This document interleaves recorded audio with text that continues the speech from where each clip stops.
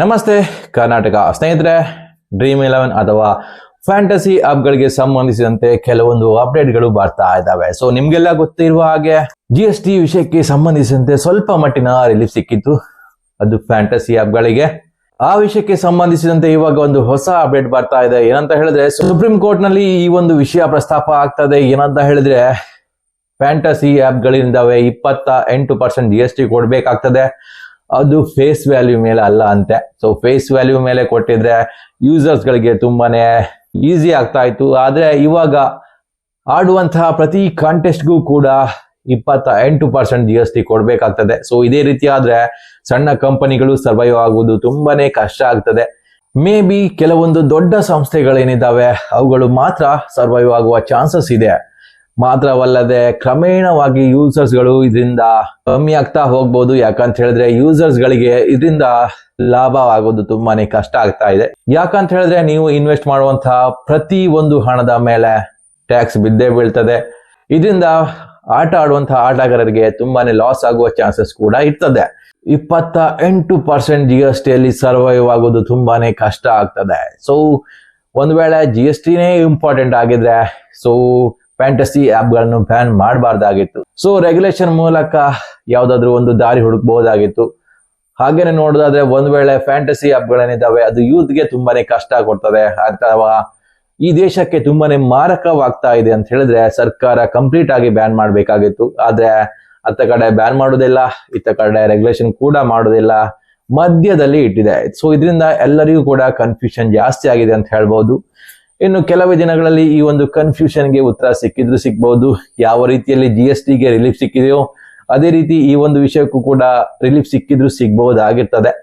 ಇನ್ನು next update, jumbo app ಇವಾಗ ಮುಕ್ತಾಯವಾಗಿದೆ. So jumbo app ಇನ್ ಮುಂದೆ ನಿಮ್ಗೆ ಕಾಣ ಸಿಗೋದಿಲ್ಲ. ಜಂಬೋ ಆಪ್ ಲೀಗಲ್ ಅಂತಾನೆ ಹೇಳ್ಕೊಂಡಿತ್ತು, ಪ್ಲೇಸ್ಟೋರ್ಗಳಲ್ಲಿ ಸಿಗ್ತಾನೂ ಇತ್ತು. ಆದ್ರೆ ಇವಾಗ ಜಂಬೋ ಆಪ್ ತನ್ನ ಎಲ್ಲಾ ಕಾರ್ಯ ಕೆಲಸಗಳನ್ನು ಸ್ಥಗಿತಗೊಳಿಸಿದೆ. ಜಂಬೋ ಆಪ್ ಕಂಪ್ಲೀಟ್ ಆಗಿ ಸ್ಟಾಪ್ ಆಗಿದೆ. ಸೊ ಯಾಕೆ, ಏನು ಕೂಡ ರೀಸನ್ ಗೊತ್ತಿಲ್ಲ. ಬಟ್ ಸಡನ್ ಆಗಿ ಅವರು ತಮ್ಮ ಎಲ್ಲಾ ಕಾರ್ಯವನ್ನು ಕ್ಲೋಸ್ ಮಾಡಿದ್ದಾರೆ. ಇದರಿಂದ ಜಂಬೋ ಆಪ್ಗೆ ಲಾಸ್ ಆಯ್ತಾ ಅಥವಾ ಲಾಭವಾಯ್ತಾ ಇದು ಯಾವುದು ಗೊತ್ತಿಲ್ಲ. ಆದ್ರೆ ಇದನ್ನು ಆಡ್ತಾ ಇದ್ದಂತಹ ಯೂಸರ್ಸ್ಗೆ ತುಂಬಾನೇ ಕಷ್ಟ ಆಗ್ತಾ ಇದೆ. ಯಾಕಂತ ಹೇಳಿದ್ರೆ, ತಾವು ಗೆದ್ದಂತಹ ಅಥವಾ ತಾವು ಇನ್ವೆಸ್ಟ್ಮೆಂಟ್ ಮಾಡಿದಂತಹ ಹಣವನ್ನು ಇವಾಗ ವಾಪಸ್ ಪಡೆದುಕೊಳ್ಳಲು ಆಗ್ತಾ ಇಲ್ಲ. ಸೊ ಜಂಬೋ ಆಪ್ ಯಾರೆಲ್ಲ ಆಡ್ತಾ ಇದ್ದಾರೋ ಅವರಿಗೆ ಇವಾಗ ತುಂಬಾನೇ ಕಷ್ಟ ಆಗ್ತಾ ಇದೆ. ಸೊ ಖಂಡಿತವಾಗಿಯೂ ಜಂಬೋ ಆಪ್ ಮುಂದಿನ ದಿನಗಳಲ್ಲಿ ವಾಪಸ್ ಬರೋದು ಡೌಟ್ ಅಂತ ಅನಿಸ್ತಾ ಇದೆ. ಸೊ ಸರ್ಕಾರನೂ ಕೂಡ ಈ ಒಂದು ಆಪ್ ಅನ್ನು ಲೀಗಲ್ ಅಂತಾನೆ ಹೇಳಿತ್ತು. ಸೊ ಸರ್ಕಾರದಿಂದ ಈ ಆಪ್ಗೆ ಯಾವುದೇ ರೀತಿಯಾದಂತಹ ರಿಸ್ಟ್ರಿಕ್ಷನ್ ಕೂಡ ಇರಲಿಲ್ಲ. ಸೊ ಫುಲ್ಲಿ ಸೇಫ್ ತರನೇ ಇದ್ದಿತ್ತು. ಆದ್ರೆ ಹಠಾತ್ ಆಗಿ ನೋಡೋದಾದ್ರೆ ಜಂಬೋ ಆಪ್ ಇವಾಗ ಸ್ಟಾಪ್ ಆಗಿದೆ. ಸೊ ರೀಸನ್ ಏನಂತ ಇನ್ನೂ ಕೂಡ ಬರ್ತಾ ಇಲ್ಲ. ಸದ್ಯಕ್ಕಂತೂ ಇಷ್ಟಂತೂ ಕನ್ಫರ್ಮ್ ಆಗಿದೆ, ಜಂಬೋ ಆಪ್ ಇವಾಗ ಬ್ಯಾನ್ ಆಗಿದೆ ಅಂತ ಹೇಳ್ಬೋದು. ರೀಸನ್ ಏನಂತನೂ ಕೂಡ ಗೊತ್ತಿಲ್ಲ.